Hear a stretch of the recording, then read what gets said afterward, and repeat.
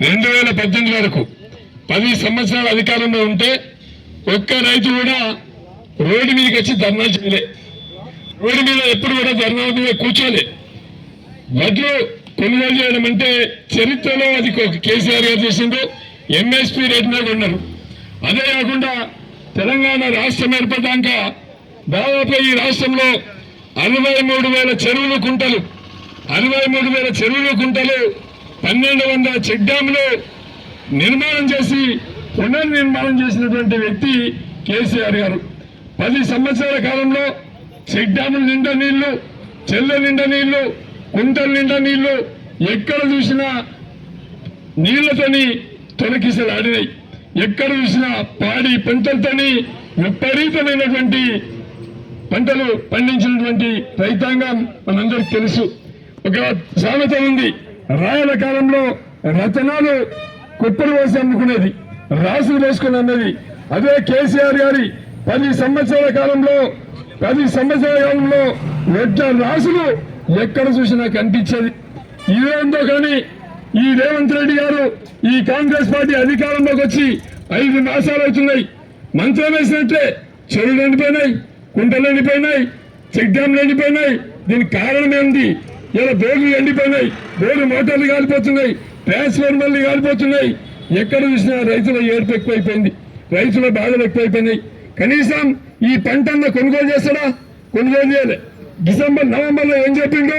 ఒక్క నెల అయ్యండి, డిసెంబర్లో 500 రూపాయలు బోనస్ ఇస్తా, వర్షాకాలం పంట కొంటని చెప్పిండు.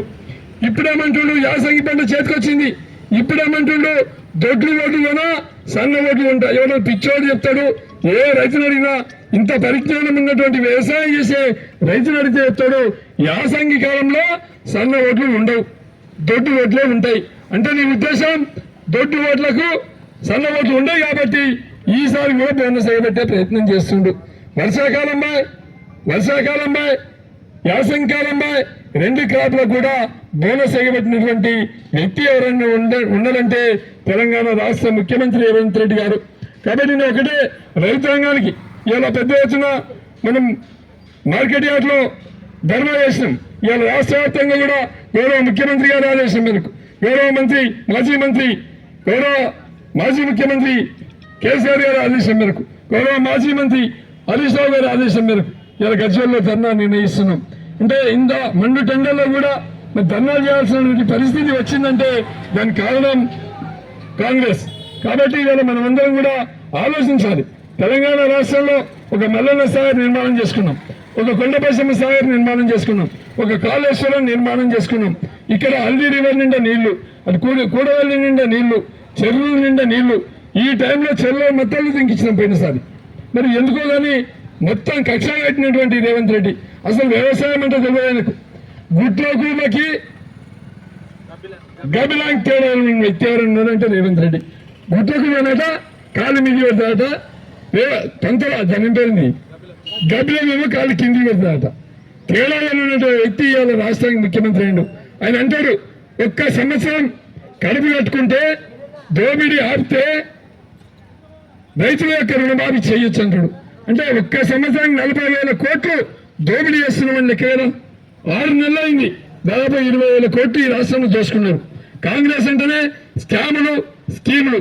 మీరు గజ్వేల్లో కూడా చూస్తుండ్రు ఏ విధంగా ఇండస్ట్రీ మీద పడి, ఏ విధంగా లేఅవుట్ల మీద పడి దోచుకుంటుందో మీకు అర్థమవుతుంది. కాబట్టి నేను ఒకటే మాట చెప్తున్నా, రైతాంగానికి విజ్ఞప్తి చేస్తున్నా. ఇలా మనకు కేసీఆర్ గారు శ్రీరామ రక్ష, కేసీఆర్ గారు మనకు అండగా ఉంటారు. కాబట్టి కేసీఆర్ గారు రైతుల కోసం ఆలోచించిండు, రైతుల యొక్క భూమిలో నిల్వ పెంచిండు, రైతుల యొక్క ఆత్మ గౌరవాన్ని పెంచిండు, రైతులకు 24 గంటలు కరెంట్ ఇచ్చిండు, రైతులు పండించిన పంట కొనుగోలు చేసిండు, రైతులకు అన్ని విధాల అండగా నిలబెట్టినటువంటి పెద్ద రైతు ఎవరైనా ఉన్నారంటే అది ఒక కేసీఆర్ అన్న సంగతి మర్చిపోవద్దు. ఇవాళ రైతుల ద్రోహి కాంగ్రెస్